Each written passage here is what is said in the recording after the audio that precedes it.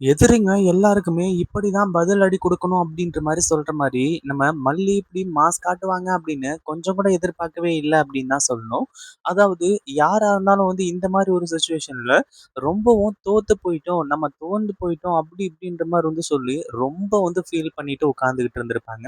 ஆனா மல்லி இந்த இடத்துல ரொம்பவும் யூனிக்கா யோசிச்சது மட்டும் இல்லாம, எல்லாருக்குமே பதிலடி குடுக்குற மாரி இப்படிப்பட்ட சம்பவங்கள சிறப்பாவும், சூப்பராவும் செஞ்சு முடிப்பாங்க அப்படின்னு கொஞ்சம் கூட எதிர்பார்க்கவே இல்ல.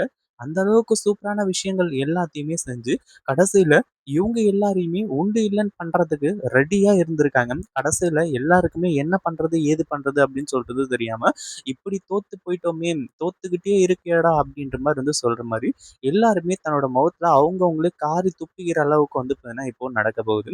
ஏன்னா, இந்த ஒரு பூமி பூஜைய தடுத்து நிறுத்தணும் அப்படிங்கிறது இவங்க எல்லாருடைய கனவும். அது மட்டும் இல்லாம இப்போ கடைசியில இப்படிப்பட்ட சம்பவங்கள் நடந்து இந்த பூமி பூஜைய நல்லபடியா முடிப்பாங்க. அதுவும் இல்லாம மல்லி இவ்ளோ சப்போர்ட்டிவா இருப்பா அப்படின்னு சொல்லிட்டு இவங்க யாருமே கொஞ்சம் கூட எதிர்பார்க்கவே இல்ல அப்படின்னு தான் சொல்லணும். கடைசியில வயிறு எரிஞ்சுகிட்டு இருக்காங்க. ஐய்யய்யோ! நம்ம இப்படி வந்து இந்த பூமி பூஜைய தடுத்து நிறுத்திட்டோமே அப்படின்ற மாரி வந்து சொல்லி, அதாவது சீப்ப எடுத்து ஒளிச்சு வச்சா கல்யாணம் நின்றும் அப்படின்ற மாரி வந்து சொல்லி, இவங்க எல்லாருமே வந்து நெறைய படத்துல வந்து பார்த்துருப்போம் இல்லையா? அந்த மாரி ஐயர் வரல அப்படின்னா, கண்டிப்பா இந்த பூமி பூஜை நின்றும். அதுக்கப்புறம் ஐயரும் யாரும் கிடைக்க மாட்டாங்க. அதுக்கப்புறம் நம்ம நினைக்கிறது தான் எல்லாமே நடக்கும் அப்படின்ற மாரி வந்து சொல்லி, இவங்க எல்லாருமே நினைச்சுக்கிட்டு இருந்தாங்க. ஆனா கடைசியில இப்படி நம்ம மறுபடியும் சம்பவத்த செஞ்சு விடுவாங்க அப்படின்னு இவங்க யாருமே எதிர்பார்க்கவே இல்ல. கடைசியில சூப்பரா இந்த பூமி பூஜை நடக்குது. அதாவது ஐயரே வந்து இந்த பூமி பூஜைய நடத்தணும் அப்படின்ற எந்த ஒரு அவசியமும் கிடையாது. அந்த மந்திரமும் தெரியணும் அப்படின்ற அவசியமும் கிடையாது.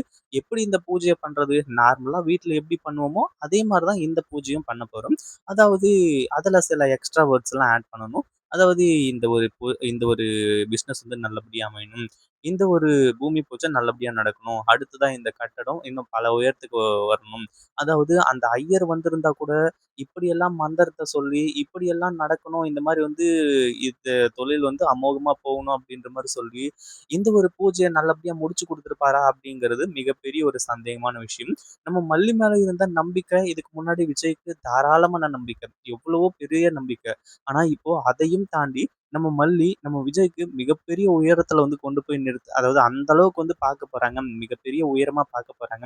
அப்படின்றது தான் ஒரு சூப்பரான சம்பவமே அப்படின்னே சொல்லலாம். கண்டிப்பா இந்த விஷயத்தெல்லாம் இவங்க யாருமே எதிர்பார்த்திருக்கவே மாட்டாங்க. என்ன பண்றது? ஏது பண்றது? அப்படின்னு சொல்லிட்டு இவங்க எல்லாருமே திரு திரு திருன்னு முழிக்கக்கூடிய அடுத்தடுத்த சிச்சுவேஷனும் உருவாக போகுது அப்படின்னே சொல்லலாம். சரி இப்படியெல்லாம் போயிட்டு இருக்க சமயத்துல அடுத்ததா என்ன ஆகுது அப்படின்னு பார்த்தீங்கன்னா, எல்லாருக்குமே இங்க நடக்கிற விஷயம் தெரிஞ்சு உண்மையிலேயே வயிறு எரிஞ்சு சாக போறாங்க. அப்படி என்ன நடந்துச்சு? எதுக்காக ஐயர் வரல? ஐயர் வந்திருந்தா சிம்பிளா இந்த விஷயம் முடிஞ்சிருக்கும். மல்லி எதுக்காக ஐயரா மாறுனாங்க? அப்படின்றது எல்லாமே உண்மையிலேயே ரொம்பவும் வந்து அ கொஞ்சம் கஷ்டமான விஷயம் தான். அதுவும் இல்லாம அந்த ஒரு சிச்சுவேஷன்ல உண்மையிலேயே விஜய் ரொம்ப மனசொடைஞ்சு போயிட்டாரு. அதாவது இந்த ஐயர் வந்து ஃபோன் பண்ணி விஜய் கிட்ட இந்த ஒரு பூஜை நடக்காது. இந்த பூஜைக்கு நான் வரமாட்டேன். அப்படி இப்படிங்கிற மாரி சொன்ன உடனே, இங்க நம்ம விஜய்க்கு செம்ம கோவத்தோட அந்த ஐயர புடிச்சு நல்லா திட்டி விட்டுறாங்க. ஆனா உண்மையிலேயே அந்த ஐயர் ஏன் வரல அப்படின்ற ஒரு காரணம் இருக்கும் இல்லையா?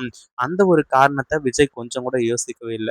ஆனா மல்லி யோசிச்சாங்க. கண்டிப்பா ஏதோ ஒண்ணு நடந்திருக்கு. அந்த ஐயர் வந்து அவ்ளோ கான்ஃபிடென்ட்டோட சொல்லிட்டு போனவரு, இப்ப எதுக்காக வரல? அதுவும் இல்லாம இப்படி பேசுறாங்க அப்படின்னா, கண்டிப்பா நடுவுல ஏதோ ஒண்ணு நடந்திருக்கு. அதே மாதிரி ஐயர் வந்தா தான் இந்த பூஜைய நடத்த முடியும்னு எல்லாருமே நெனச்சுக்கிட்டு இருக்காங்க. ஆனா அத தான் நம்ம முறியடிக்கணும். இந்த பூஜை இங்க கண்டிப்பா நடக்கும் விஜய். நீங்க எத பத்தியும் கவலைப்படாதீங்க. இந்த பூஜைய நான் நடத்தி காட்டுறேன் அப்படின்ற மாரி வந்து சொல்றாங்க. நம்ம விஜய்க்கு ஒண்ணுமே புரியல. என்ன மல்லி சொல்லிக்கிட்டு இருக்க? ஐயர் இல்லாம எப்படி மல்லி இது சாத்தியமாகும்? என்ன மல்லி சொல்ற?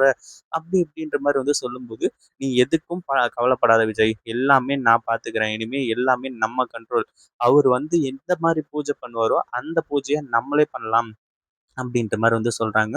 உண்மையிலேயே பக்கத்துல இருக்கவங்க எல்லாருமே பாராட்டுறாங்க. அதாவது இந்த மாரி நேரத்துல கண்டிப்பா அதாவது முதல்ல விஜய் என்ன நெனச்சாரு, வந்திருக்கவங்க எல்லாருமே வந்து நம்மள கேவலமா பேசுவாங்க. இந்த பூமி பூஜை நடக்கல அப்படின்னா அசிங்கமா போயிடும் அப்படி இப்படிங்கிற மாரி நெனச்சாங்க. ஆனா எல்லாத்துக்குமா சேர்த்து மல்லி இப்படி ஒரு சூப்பரான முடிவ கட்டுவாங்க அப்படின்னு கொஞ்சம் கூட எதிர்பார்க்கவே இல்ல. அடுத்தடுத்து எல்லாமே சம்பவம் எல்லாமே சூப்பரா சிறப்பா நடந்துச்சு. உண்மையிலேயே நம்ம விஜய் வந்து அசந்து போயிட்டாரு. அதுவும் இல்லாம நம்ம மல்லி இருந்துட்டு அங்கேயே ஐயரா உட்கார்ந்து அந்த மந்திரத்த எல்லாத்தையுமே அமோகமா சொல்லி கடைசியில இந்த ஒரு பூமி பூஜைய சூப்பரா நடத்தி முடிக்கிறாங்க.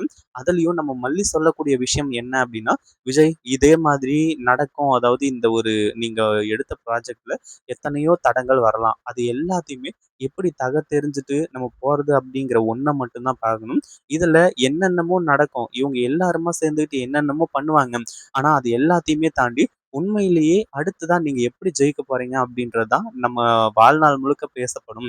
அதே மாதிரி இந்த ப்ராஜெக்ட் உங்களுக்கு எவ்ளோ முக்கியம்னு தெரியும். அதே மாதிரி இங்க ஒரு வேள ஐயர் வராம போயிட்டா என்ன பண்றது அப்படின்னு சொல்லிட்டு நான் முன்னாடியே யோசிச்சு தான் இந்த மந்திரத்த எல்லாத்தையுமே நைட்டு ஃபுல்லா உட்காந்து படிச்சுக்கிட்டு இருந்தேன். அதாவது இந்த மந்திரம் எனக்கு நல்லாவே தெரியும். அதே மாதிரி இந்த மந்திரத்த அழகா ஈஸியா படிச்சு இந்த ஒரு பூஜைய நம்ம செஞ்சு முடிச்சிடலாம் அப்படின்ற மாரி வந்து சொல்லி, உண்மையிலேயே ஐயர் வந்திருந்தா கூட இவ்ளோ சூப்பரா நடந்திருக்குமான்னு தெரியாது. ஆனா உண்மையிலேயே வேற லெவல்ல நடந்து முடிஞ்சிருச்சு.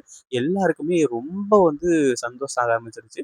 அதுவும் இல்லாம இந்த பூஜையோட முடிவுல அதாவது எல்லாருமே இந்த பூஜை எப்படி நடக்கணும்னு நெனச்சாங்களோ, அத விட சிறப்பா நடந்துச்சு. விஜய்க்கெல்லாம் ரொம்ப சாட்டிஸ்ஃபிகேஷன்.